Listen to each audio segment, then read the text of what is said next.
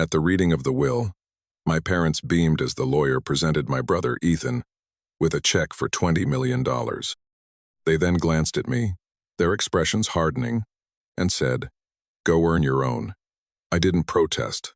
I didn't even react. I simply focused on the grain of the polished mahogany table, trying to ignore the blood pounding in my ears. In that cold silence, something changed. An older gentleman in a dark suit rose from his chair. "There is one final document," he announced, producing a weathered envelope bearing my grandfather's distinct script. My mother's smile vanished. My father's hand began to tap nervously on the table. Ethan's gaze sharpened with suspicion. That single envelope was the first gust of a hurricane destined to demolish the fortress of lies they had so carefully constructed. It all began at a place I hadn't set foot in for over a year, my grandfather's ranch outside of town, where the sound of the wind used to mean comfort but now whispered of buried secrets. The last time I'd been here was the spring before he passed. It was unsettling how a place so ingrained in my memory could feel so alien. Gravel crunched beneath my work boots as I got out of my truck. The old metal wind vane on the barn, once the backdrop to summer afternoons spent tinkering with engines, now spun with a hollow, mournful creak. I hesitated on the porch, my hand hovering over the door. The familiar cracks in the weathered paint, the way the ancient oak tree listed slightly to the south, it was all the same, yet I felt like a trespasser. When the door groaned open, I was met not with the silence I expected, but with a voice as sharp as aged steel. "Well, look what the cat dragged in." My grandmother's posture hadn't softened with age. Her arms were crossed, her jaw set like granite. I stood there, searching her face for any trace of warmth or relief, but found only a cold, hard wall. "Grandma, what's happening?" I asked, taking a hesitant step forward. "They said you were busy. They said you'd moved on and didn't want to be contacted." Her voice trembled for a moment before regaining its edge. "Your grandfather asked for you, Leo. Every single day before he died, he was asking for you." The air left my lungs. "That can't be." I called. "I drove out here in April. Ethan was here. He told me no one was home." My grandmother's eyes narrowed into slits. "We were home, Leo. We were always home." A long, heavy silence stretched between us. She turned without another word and walked deeper into the house. I followed her into the dim interior, where the air felt thick and still. She returned with a dog-eared address book. "This is the number he dialed until his fingers gave out," she said, pointing to a line in the book. I recognized his blocky, forceful handwriting immediately, but the number written there was not mine. It wasn't even close. "Grandma, this isn't my number. I've had the same one since I left for college." She stared at the page, her brow furrowed in confusion. "They told us you changed it, that you didn't want us finding you, that you were ashamed of this place." "No," I managed, my voice raspy as I leaned against the wall for support. "They lied. They deliberately cut me off from you." Her hands started to shake. She collapsed into the worn leather recliner by the hearth, as if her bones could no longer support her. "They told me the funeral was at 2 o'clock. I whispered. I showed up to an empty chapel. She looked up at me, her face ashen. "The service was at 10 in the morning, Leo," she said softly. "They told everyone you couldn't be bothered to show up." My breath hitched. I would have crawled here on my hands and knees to say goodbye to him. For a moment, the room was utterly still. Then, I felt the first crack in the dam I'd built inside my chest. My vision blurred. I sank to the floor beside her, gripping her hand like I was a boy again. "I didn't know," I choked out. "I swear I didn't even know he was sick until it was over." Her hand tightened on mine, her touch finally softening. "We know the truth now, son. That's what matters. We know." We sat like that for a long time, the silence filled with years of unspoken words. The old grandfather clock in the hall seemed to tick louder than ever, marking the time that had been stolen from us. At last, my grandmother rose to her feet. Her hands were unsteady, but a fire I hadn't seen in a decade burned in her eyes. "I'm calling them," she declared. "Who?" I asked. She didn't reply immediately. She walked to the old rotary phone mounted on the kitchen wall, the one Grandpa always refused to upgrade, and began to dial. Each click of the dial was a deliberate, loaded sound, like a hammer blow. When the line connected, her voice became glacial. "Richard, I need you. Helen and Ethan here. Now." A faint protest squawked through the earpiece, but she sliced through it. "It cannot wait. You have 1 hour." She hung up without a farewell. Then she looked at me. "The lawyer is on his way as well." I stared at her, uncomprehending. "Grandpa's lawyer." She nodded.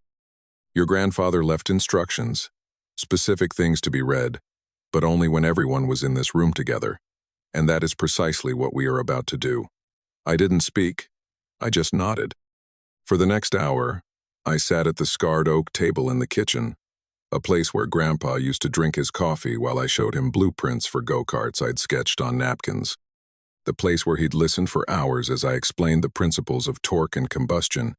I looked around at the familiar kitchen, the checkered curtains, the low hum of the ancient refrigerator.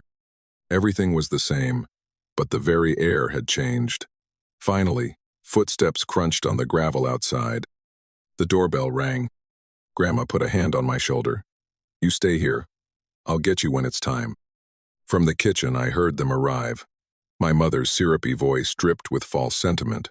"Oh goodness, it still smells the same in here." My father's authoritative tone. "I thought we'd settled all of this." Ethan's dismissive huff. "Seriously? This couldn't have waited until the brokers are finished?" Then, a beat of silence. And my grandmother's voice, colder than a winter grave. "Sit down. Mr. Davies is coming to read Arthur's final wishes." I could picture their faces, a mixture of annoyance and confusion. They had no idea I was just a few feet away. They had no idea what was coming. Frankly, neither did I. But a part of me hoped that someone would finally say what I had always felt in my bones, that what they had done was not family, that their manipulations were not mistakes. They were choices. The front door opened again. A new voice, calm and professional. "The lawyer. This should not take long," he said, "but it must be followed to the letter." That was my cue. My grandmother's voice cut through the air. "Leo, you can come in now." My heart hammered against my ribs as I stood and walked through the doorway. 3 heads swiveled in my direction. 3 pairs of eyes widened, their carefully composed masks shattering in an instant. My mother's smile froze on her face. My father's jaw clenched. Ethan went pale. The atmosphere crackled. It wasn't just surprise. It was raw, unfiltered terror. My mother blinked as if she were seeing a ghost. My father tugged at his collar, a nervous habit he hadn't shown in years. Ethan's mouth hung open, words failing him for what might have been the first time in his life. I held my back rigid. If they thought I would shrink, they were about to be sorely disappointed. My grandmother indicated an empty armchair across from them. I sat, my movements deliberate, my breathing steady. Mr. Davies, the lawyer, gave me a brief, unreadable nod before opening his briefcase and extracting a heavy manila envelope. "This," he announced, "is the final codicil to the last will and testament of Arthur M. Croft, recorded and sealed as per his directive." He also included a personal letter to be read aloud. No one moved. He cleared his throat. "To my wife, Eleanor Croft." My grandmother stared straight ahead. "I leave our family ranch, the house, and all necessary funds to ensure her comfort for the rest of her days. She knows where to find the rest." He turned the page. "To my grandson, Leo Croft." The air in the room grew thin. I could feel it. "I leave the Croft Innovation Workshop located at 418 Dust Devil Road, including all machinery, fabrication equipment, active patents, and all intellectual property filed under Croft Applied Dynamics." A sharp gasp came from my mother. Her eyes shot to Ethan. I kept my hands laced together in my lap. Mr. Davies continued. "And finally, the remainder of my estate, including all financial holdings, investment portfolios, and liquid assets, shall be divided equally between my 2 grandsons, Leo and Ethan Croft." It was a quiet bomb delivered with perfect composure. The explosion followed immediately. Ethan leaped from his chair, which shrieked against the hardwood floor. What? He sputtered. He gave him the workshop? The patents? That's my entire portfolio. His voice cracked with disbelief. He jabbed a trembling finger at our parents. You told me. You promised me it would all be mine. You said if I just played the part, kept him happy, that I would get everything. My father's lips formed a thin, white line, but he said nothing. My mother was now staring at her hands as if they belonged to a stranger. I sat, and I watched their world crumble. Mr. Davies raised a hand. There is more. Mr. Croft also penned a personal letter for Leo, which he insisted be read aloud. Here, in front of all of you. Ethan let out a harsh, bitter laugh that died in the suffocating silence. Grandma retrieved a folded letter from a side table. He wrote this the week before he died, she said. He made me promise. The lawyer carefully unfolded the creased paper. My grandfather's strong, confident script filled the page. To my boy, Leo, Mr. Davies read, If you are hearing this, it means I am no longer there to have your back. But my faith in you is, and it is stronger than ever. The words landed like a physical blow, a warmth spreading through my chest. You were always the quiet one, the builder, the one who asked how things worked while everyone else was asking what things were worth. Ethan sank back into his chair, defeated. My mother twisted a handkerchief in her lap. My father stared out the window at nothing. You built your own truths in a family that had no room for them. Something inside me settled. It wasn't anger, not revenge, but a profound sense of being seen. You were never the problem, son. You were the legacy I was proudest of. Tears welled in my eyes, but I refused to look away. I wanted them to hear every single word. Mr. Davies' voice was a steady anchor in the storm. I saw you with that first engine you rebuilt when you were 12, your knuckles bruised and covered in grease. I saw the light in your eyes when it finally turned over, while everyone else just saw a mess in the garage. My chest ached. I remembered that engine. I still had the crankshaft. I saw how your spirit dimmed when your mother dismissed your projects, the way your father would change the subject whenever you tried to share a discovery. I heard my mother's sharp intake of breath. I didn't grant her a glance.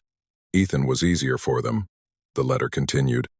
He reflected the image they wanted to see. But you, Leo, you were authentic, and instead of trying to understand you, they tried to silence you. Ethan folded his arms, his jaw tight. I don't blame him for playing the role he was given. But you built your own. And that, my boy, takes a kind of courage they will never comprehend. A single tear traced a path down my cheek. I let it fall. I remember the day you won the state robotics competition and asked me to keep the trophy at my house. You said, maybe if they don't see it, they'll stop looking at me like I'm a disappointment.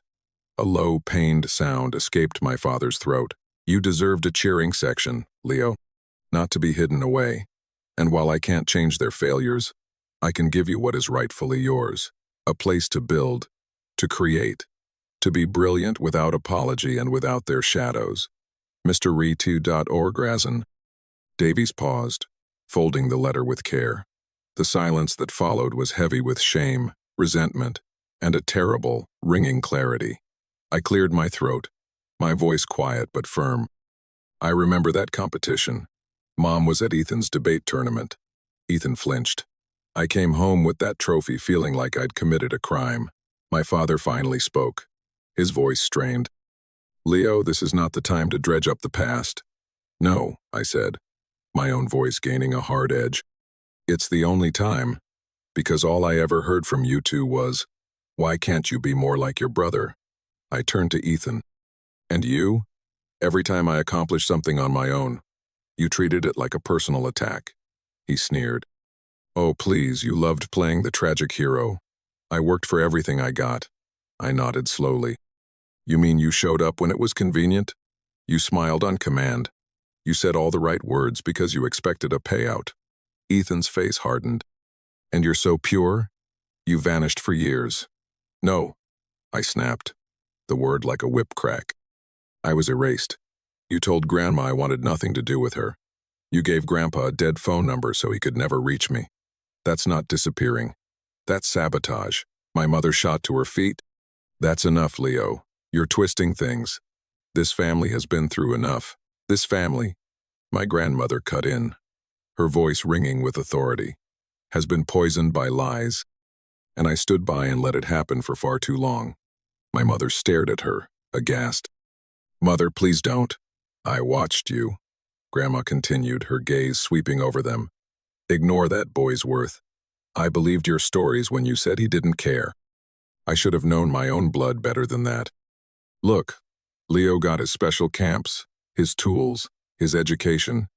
That wasn't cheap. No, I said, standing up. It wasn't. But you didn't pay for it. Grandpa did. Every camp, every textbook, every piece of equipment. You barely knew what I was studying. You just knew it wasn't business. My voice cracked. You made me feel like I was a liability. He made me feel like an asset. Ethan was on his feet again. This is insane. I was the one who was there. I was the good son. No, I said calmly, meeting his furious gaze. You were the good investment. I was the grandson. He never forgot the difference. And now, none of you get to erase me again. Ethan's face twisted into an ugly sneer. Why should you get anything because you're some sad, misunderstood genius with grease under his fingernails? I allowed myself a small, cold smile. No, I get it because I earned his love without a single condition. And that's the one currency you never learned how to value. Then, my grandmother stood, planting herself in the center of the room. I regret that Arthur left you a single dime, she said, her eyes locked on Ethan. You may have been present, but you were never there. It was a performance, a long and despicable transaction, and I am ashamed that I applauded it for so long. She turned to my parents. Leave, she said, her voice quiet but absolute. You are no longer welcome in this house. My mother gasped. Out, Grandma repeated, her voice like flint. Now. For a moment they were frozen. Then Ethan snatched his coat and stormed out, his expensive shoes hammering on the porch steps like angry fists. My parents followed, shell-shocked, muttering about lawyers and contesting the will. The front door clicked shut behind them. Not a slam, just a quiet, irreversible finality. The room was suddenly still, not with tension, but with relief. Grandma sank onto the sofa, her hands, which had been trembling, now resting peacefully in her lap. They'll be back, I said, my voice barely a whisper. They always come back. Perhaps, she replied, a faint smile touching her lips. But this time, we don't have to answer the door. It took a moment for the truth of that to land. For my entire life, I had been trying to earn a place at a table where I was never wanted. Standing there, with the echo of my grandfather's words still warming the air, I finally understood. I had been trying to beg for love from people who were bankrupt, and Grandpa, he had seen it all along. I need some air, I said. She nodded. I stepped out onto the back porch. The familiar creak of the floorboards under my boots sounded different now, not like the past, but like the future. Beyond the fence was the field where Grandpa had helped me build my first go-kart. The engine had seized after 10 minutes, but he'd called it a spectacular failure, and we'd laughed until we cried. I thought of that kid, covered in dirt, his eyes shining, and I wondered when I had buried him under the weight of other people's expectations. When I came back inside, Grandma was putting a kettle on. She moved with the slow, deliberate grace of age. You know, she said, her back to me, Arthur started designing that workshop for you 5 years ago, long before he got sick. I stared at her. He told me he wanted you to have one place on this earth where you never had to ask for permission to be yourself. I felt the tears before they came. They were quiet and clean, a silent release. That night, I slept in my old room. The ceiling still had the constellations of glow-in-the-dark stars he'd helped me put up, arranged in perfect astronomical order because I'd insisted. The house no longer felt haunted by ghosts. It felt like it was finally mine. The next morning I made coffee and brought 2 mugs to the kitchen table. So, Grandma asked, folding her newspaper. What now? I think I'll go see it, I said. The workshop. She smiled, a genuine, tired, beautiful smile. He would have liked that. Looking out the window, I watched the morning light filter through the oak leaves. For the first time, I felt no need to run, to prove anything, to justify my existence. I didn't feel like a shadow. And that, more than any inheritance, was the first true gift this family had ever given me. My grandfather had left me more than a legacy. He had left me a license to finally begin. The first time I laid eyes on the workshop, it looked more like an old aircraft hangar than a high-tech lab, and that was exactly his intention. Tucked away at the end of a long gravel road, the steel building was unassuming, with massive rolling doors that could fit a semi-truck, but the magic was inside. The space was a cathedral of creation. Polished concrete floors, banks of industrial lighting, and walls lined with every tool I had ever dreamed of. CNC mills, plasma cutters, a 5-axis router, and an entire section for composite materials fabrication, still in its packaging. On a massive steel workbench in the center of the room sat my old engineering notebook from when I was a kid, the one I thought I'd lost forever, filled with impossible designs for perpetual motion machines and anti-gravity engines. He hadn't just built me a workshop, he had resurrected my soul. In the months that followed, the workshop became my entire world. I brought on 2 of my most trusted friends from my engineering program, guys who believed, like I did, that building things could change the world. We started with small contracts, designing custom parts for local aerospace companies, then developed a new, lightweight alloy that caught the attention of a national defense contractor. There were failures. We blew circuits, melted prototypes, and had our proposals rejected more times than I could count. But every morning, I unlocked the doors to a place that didn't demand I be anyone but myself. A place where my intensity wasn't a flaw, but an asset. One evening, after losing a major bid, I sat alone on the cold floor, surrounded by schematics and empty coffee cups. The dream felt impossibly far away. I pulled Grandpa's letter from my wallet, the paper soft and worn from handling. I found the line I'd read 1,000 times and whispered it into the vast, quiet space. You built your own role. It wasn't just a memory, it was a command. That night, I sketched out a new proposal. Not for a corporate client, but for a nonprofit initiative to build vocational workshops in underserved rural schools. A place for kids like Meth, ones who learned with their hands, the ones who were told they weren't college material. We called it the Forge Forward program. Our first year, we reached 30 kids. We gave each of them a set of starter tools and a leather-bound notebook with my grandfather's words embossed on the cover. Build the things they don't understand. One day, the world will. That spring, a quiet kid named Sam, who barely spoke a word, showed me a fully functional pneumatic piston he'd designed and built from scrap metal. His diagrams were messy, his math was unconventional, but his mind was pure, intuitive genius. When I told him so, he looked at me as if I'd just solved the mysteries of the universe. You really think it's good? He whispered. I put a hand on his shoulder. I think it's brilliant. And in his eyes I saw it. This wasn't about revenge anymore. It was about planting seeds in fertile ground and watching them grow, free from the shadows of doubt.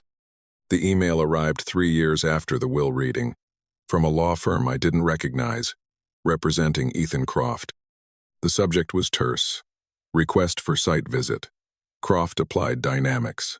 I steeled myself for another legal battle. But when Ethan arrived, he was a stranger.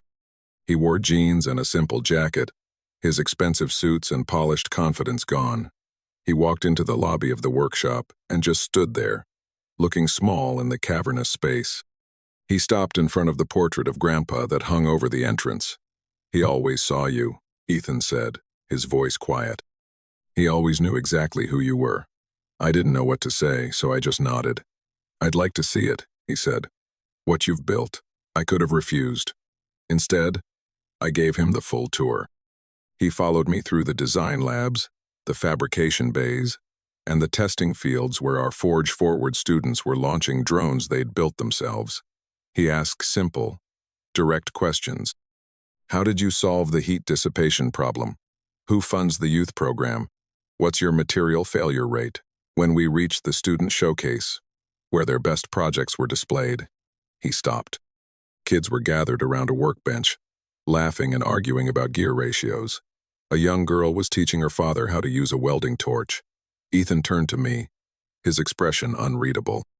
"I don't expect you to forgive me," he said, his voice thick. I needed to see it. What he saw in you. He never apologized with words, but he started showing up. Twice a year now, Ethan volunteers with the Forge Forward program. He doesn't build anything. Instead, he teaches the kids how to write business proposals, how to pitch their ideas, how to present themselves with a confidence he once wore like armor. At the end of his first summer, he handed me a binder. "A guide to grant writing for the kids," he said, avoiding my eyes. Thought it might help. Later that night, I read through it. It was insightful, practical, and deeply empathetic. For the first time, I saw a version of my brother I could actually respect. We aren't friends. We may never be brothers in the way most people understand it. But in this world Grandpa built for me, we've finally started telling the truth. And that feels like the beginning of something real. It's been 6 years since that day at the ranch. 6 years since my parents walked out that door and out of my life. I hear about them occasionally, a name in a financial report, a photo from a charity gala in some sunny, remote state. I don't wish them ill, but their memory holds no power over me. My focus is on the work. The single workshop has become a sprawling campus. We've developed 3 patented alloys that are revolutionizing prosthetics. We partner with community colleges across the country to fund our Forge Forward programs. Last month, I stood on a stage accepting an award for innovation, the lights bright in my eyes. Tucked in my pocket was Grandpa's old watch, the one Grandma gave me. Inside the lid is a tiny, faded photo of a 12-year-old me, grinning proudly next to a rebuilt motorcycle engine. "He carried you with him every day," she told me. "It sits on my desk now, a constant reminder. Sometimes in the quiet moments of the workshop, I talk to him. I tell him about an engine that won't fire, or a kid who just got a full scholarship to MIT. I thank him for not letting me believe I was worthless. His legacy wasn't money or property. It was a compass, one he left behind to guide me back to myself when the world told me I was lost." Most nights, I walk out to the edge of the campus, to a simple steel bench that overlooks the valley. I look up at the real stars, not the plastic ones on my childhood ceiling, and I think of that boy who just wanted to build things, the boy they tried to break, the boy he believed in.